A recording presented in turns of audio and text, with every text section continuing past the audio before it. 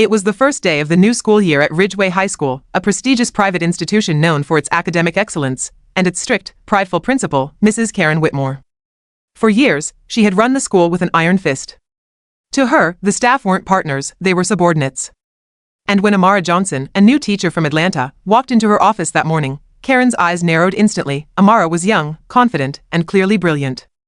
She had a master's degree in education, multiple teaching awards, and a reputation for inspiring underperforming students. Her smile was warm, her tone respectful, but something about her, her poise, her self-assurance, and yes, her skin color, seemed to bother Mrs. Whitmore. "Miss Johnson," Karen began, her voice icy. "I expect excellence here. This isn't one of those schools. We do things properly." Amara didn't flinch. She simply nodded and replied, "Excellence is what I strive for every day, Mrs. Whitmore. I believe our students deserve nothing less." The principal forced a smile that didn't reach her eyes. "We'll see." From the very beginning, Karen found ways to make Amara's life difficult. She assigned her the most difficult classes, students with disciplinary problems, those others had given up on. She refused to provide proper teaching supplies. She forgot to forward important emails, leaving Amara unprepared for meetings, but Amara refused to break. She stayed calm, professional, and composed. Her students loved her. Within weeks, her classroom became the most vibrant in the school. The kids who used to skip classes now came early, eager to learn. They respected her because she respected them. Still, Karen couldn't stand it. She saw the students' enthusiasm as a challenge to her authority. At the next staff meeting, she made sure to humiliate Amara. "Miss Johnson," she said loudly in front of everyone, "I've had complaints that your teaching style is too casual. We don't encourage loud laughter or music in this school. This isn't a nightclub." The room fell silent. Some teachers looked down. Amara took a deep breath and replied, steady and polite, "If engagement, joy, and learning together are casual, then I'll continue to be casual, Mrs. Whitmore. My students are thriving, and their grades prove it." A few teachers nodded slightly. Karen's face turned red, things escalated. One day, Karen called Amara into her office, waving a printed email. "Apparently, you violated school policy by taking students outside for a history project without permission." Amara frowned. "I sent the request 2 weeks ago. You approved it." Karen smirked. "I don't recall that." But Amara was prepared. She calmly pulled out her phone and opened the email, complete with Karen's approval signature. For the first time, Karen was speechless. Still, her pride wouldn't let her back down. She started spreading rumors among the board members that Amara was unprofessional and unfit for Ridgeway standards. However, what Karen didn't know was that Amara's reputation extended far beyond Ridgeway. She had worked with educational foundations, and her innovative teaching methods had been recognized at the state level. When a surprise inspection came from the state education department, Amara's class was chosen for review. The inspectors sat quietly at the back as Amara taught a lesson on African American inventors. The students spoke with passion and understanding. They discussed ideas confidently, helped one another, and expressed genuine love for learning. After the lesson, one inspector smiled. "Miss Johnson, your class is remarkable. This is exactly the kind of environment we want to encourage statewide." Karen, who had been standing stiffly in the corner, forced a smile. The following week, the state board invited Amara to present her methods at a national education conference. Ridgeway High was mentioned in the local news, not because of its strict principal, but because of its exceptional teacher, Miss Amara Johnson. Karen's jealousy reached its breaking point. In desperation, she tried one last tactic. She accused Amara of falsifying student performance data. She sent a report to the school board, demanding her termination, but this time, it backfired spectacularly. The board launched an investigation, and when they checked the data, they found it was Karen who had altered reports in the past to make herself look better. The board called an emergency meeting. In front of the staff, they announced that Mrs. Whitmore had been suspended indefinitely pending further review. Amara stood silently, her expression calm but resolute. Justice, at last. A month later, Ridgeway High had a new principal, someone fair and inclusive. Under Amara's leadership as head of curriculum, the school's performance rose higher than ever before. One afternoon, as she was leaving the building, Amara saw Karen waiting by the gate. Her face was tired, humbled. "I came to apologize," Karen said softly. "I misjudged you." Amara looked at her for a long moment, then simply nodded. "We all learn our lessons in different ways, Mrs. Whitmore. I hope yours helps you grow." She turned and walked away, sunlight gleaming on her face, a woman who refused to be broken, who answered hate with grace, and who proved that strength doesn't shout, it shines. Months had passed since the downfall of Principal Karen Whitmore.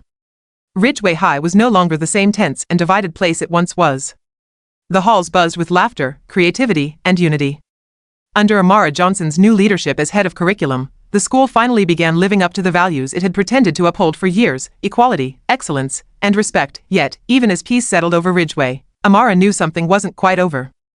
She often felt the weight of old battles lingering like a shadow. The past has a way of testing you again, right when you least expect it. One morning, as Amara was reviewing lesson plans in her new office, she received an unexpected letter. It was from the district education board. They were inviting her to apply for a prestigious position, Director of Educational Development for the entire county.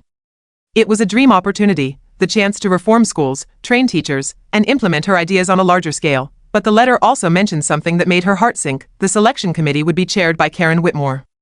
Karen had quietly resurfaced after her suspension.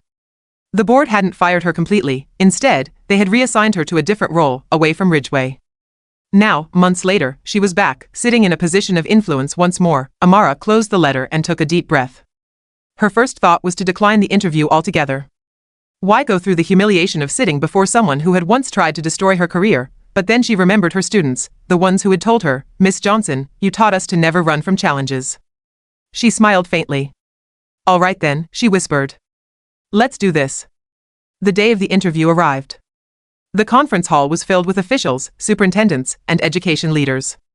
Karen sat at the center of the long table, wearing the same stiff smile that had once intimidated the staff of Ridgeway. But when Amara entered the room, every head turned. She carried herself with quiet confidence, dressed in a crisp white blouse, holding a leather portfolio, her steps calm and measured. Karen's smile flickered. "Miss Johnson," she said smoothly, "how surprising to see you here." "Good afternoon, Mrs. Whitmore," Amara replied warmly. "I'm glad to be here." Karen's eyes narrowed slightly. She wanted to unsettle Amara, but the calm in her tone made that impossible. As the interview began, other panel members asked questions about curriculum development, teacher retention, and modernizing education. Amara spoke with clarity and passion, outlining her vision for equal opportunity and student-centered learning. She shared success stories from Ridgeway, students who had turned their lives around through mentorship and creativity. The board members nodded, clearly impressed. But then Karen leaned forward, her voice sharp. "You've done quite well at Ridgeway, Miss Johnson," she said.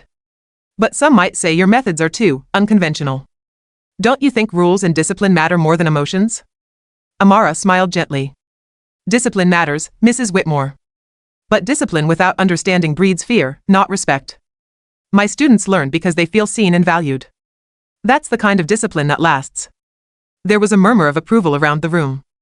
One board member even jotted something down, nodding. Karen's jaw tightened. She tried again. "And what about your conflict with the administration at Ridgeway? How do you explain that?" Amara didn't hesitate. "I'd say it wasn't a conflict, it was a lesson. Sometimes, leadership means standing firm even when it's uncomfortable. I didn't fight against anyone, I stood for what was right. And I believe education needs more of that courage."